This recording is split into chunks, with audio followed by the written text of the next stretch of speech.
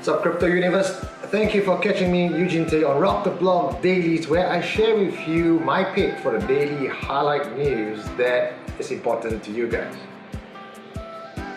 Now, if you're watching us on YouTube, head over to Facebook and give us a like and follow. If you're watching us on Facebook, head over to YouTube and hit the subscribe button. Well, don't get left behind, because I'm going to share with you all this important information that, when I look at it, paints a different picture from what you read in mainstream news. Because I'm going to pick out all this underlying information that people tend to gloss over, that tells a different picture about the future. And from what I'm looking at, it seems that blockchain and the technology behind it and the cryptocurrencies will fly. And why? Stay tuned to find out as I share with you today's daily highlight. First up, let's talk about pumped up thumbs. That's a category where we talk about Bitcoin and altcoins and everything in the coin market cap. Bitcoin is flying high, baby. It's unstoppable. All that months of suppressing it, now Bitcoin is saying, I'm done with it, I'm about to get on top. And as always with Bitcoin rises, rising tide causes a lot of ripple down the rest of the altcoins, and we are seeing red across almost all altcoins. If you look at coin market cap today, just scroll down to see Bitcoin is green up at 2.79%, and everything else is red other than Monero, VeChain, which is up on 1 point something percent each, and Basic Attention Token, the guys who brought you the Brave browser.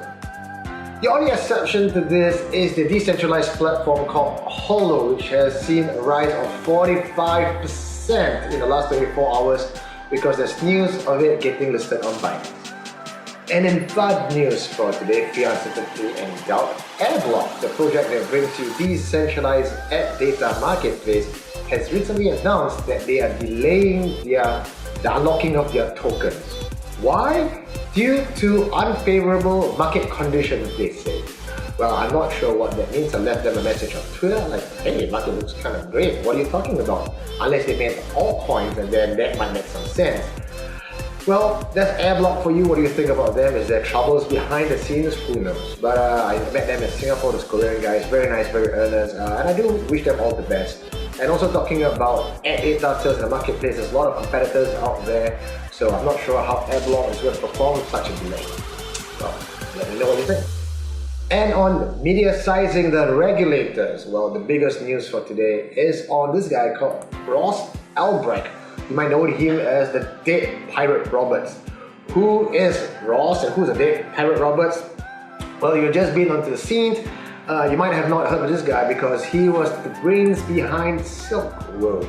And what's so bad about Silk Road, you ask? Well, the regulators got their panties in a bunch, primarily because the Silk Road was that platform that went around your back to do everything in the dark net. And this was the guy behind Silk Road. If you look at Ross Ulbricht's Wikipedia details, it tells you a bit more about him and his vision. Pretty much he used a Tor browser, which allows you to hide and be anonymous onto the whole network using VPNs.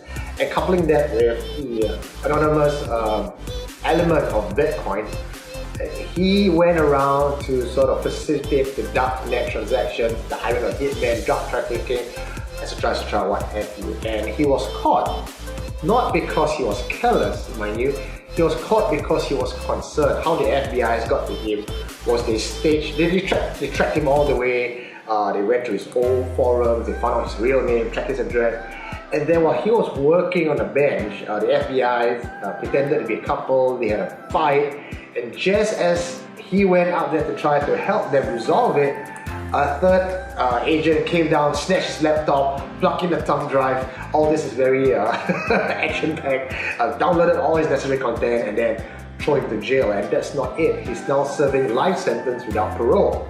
So he's not going to see the light of day ever. Why? All because he created a website that allowed other people in the darknet to transact. So you may not be one of those buyers for or sellers for drugs or firearms, but as long as you are facilitating it by designing a platform, you're going to get a life sentence as well. So why is this a regulatory news? Is that a lot of lawyers are now coming out to try to sort of get him a fair hearing, but no, they caught and ruled life sentence. That's it. So the only way they can get him out of there is for the liberals to go up and talk to President Trump and ask him for a presidential pardon. Failing which, the liberals said they will just have to elect their own liberal Democrat president in 2020 to get him out of it. So that's regulatory news for you. I know it's not so much in Asia, but Ross is a huge name in crypto field. If you're studying crypto, you're interested in the industry, you just cannot forget Silk Road and the lessons that came from that. So a lot of people out there today, they say, you know what, Bitcoin is used for drugs, it's used for money laundering. It used to be that because that was kind of how the use case really got Bitcoin to the surface. But look at it now, like anyone who's into crypto, we are mindful of our KYCs, our AMLs, and anti-money laundering. It's not so much that kind of landscape where it's so cowboy and when you hear Bitcoin, it's like, ooh, drug money. Maybe it still is, but then again, you can't really remove money itself is not evil. Bitcoin itself is not evil. It's how people use it. And just think about it. What, your fiat currency has no evil around it? Your fiat currency has no funding of firearms and ammunitions about it? Come on guys, it's not just Bitcoin. And just to prove my point even further, my next update, Founders, Follies and Feebs, where I look at all the other mainstream guys, the big MNCs who are coming into playing field and talking about blockchain. Google has announced releasing a distributed Ledger technology on their cloud, working together with partners like Block Apps and Hyperledger. Yesterday I mentioned IBM is in. Today Google has just launched a partnership to launch their own distributed ledger on cloud. You can see where I'm getting at with this news, can't you? It is not just the Googles or the IBM. 126-year-old brick and mortar company General Electric, you know those guys, GE. Now they have a venture capitalist arm and they are now investing money into this program called Xage, Xage, which is to supply the security layer protocol for IIoT, Industrial Internet of All Things. So they are coming in as well. We have GE, huge company, Google, IBM, Microsoft. So all these players are now coming onto the blockchain scene. And you'll be wondering, yeah, okay, Eugene. So Google and all that is coming in. What is that going to do with crypto? Crypto is still evil. Bitcoin is still not blockchain. Yes and no. See, the way I look at it is you cannot look at a company in blockchain and separate that out from with the cryptocurrency aspect. Yes, technology is technology, but cryptocurrency is still very much something that the mainstream can understand. And look, for as long as there's greed in the community, for as long as people can make money of it, you're never going to see the end of cryptocurrency. Although the blockchain and technology will still run forward, but think about that. The way you would look at this is like when Amazon or Google first started, yes, they are technological giants, but people still buy their stocks, right? And you bought the stocks back then on the pennies, and now if you're still holding on to Google stocks, that's something to talk about. So really, you cannot separate the two entirely. I know we try to be purists and go like, no, we don't want to talk about the speculative aspects. Yes, speculative aspects, yes, because that's gambling, that is kind of betting on the coin prices. But the currency, the token economics model, and the technology, most times they go hand in hand. Don't just take my word for it. Celsius Networks CEO Alex Mazinsky also stated that this is the year where we will be seeing some of the largest blockchain companies growing up to be as big as Apple in the next 10 years.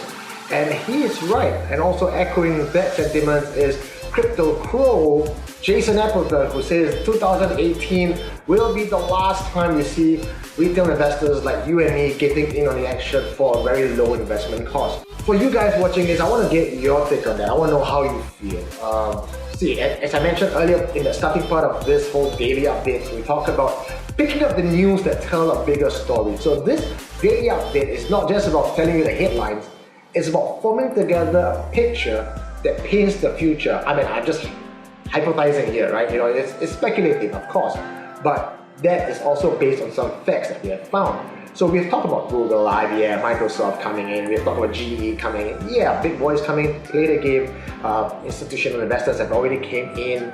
So if you are not on board right now, the question is why?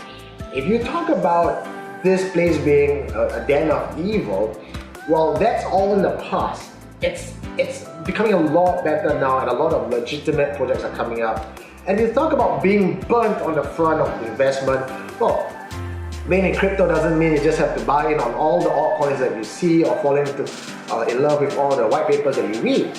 Bitcoin is flying up, and as you have been following all my videos, I know I've been telling you over and over again like a broken record, don't worry about Bitcoin, it's not going to fail. I know economists, the big three economists have said, oh, Bitcoin has no inherent value, it's going to go down to zero. But they don't know shit. There's an old guy stuck in their suit, working on old power and old methodology and old mentality and mindset. They don't see the future, they can't see the future because they grew rich, fat and lazy on the old method.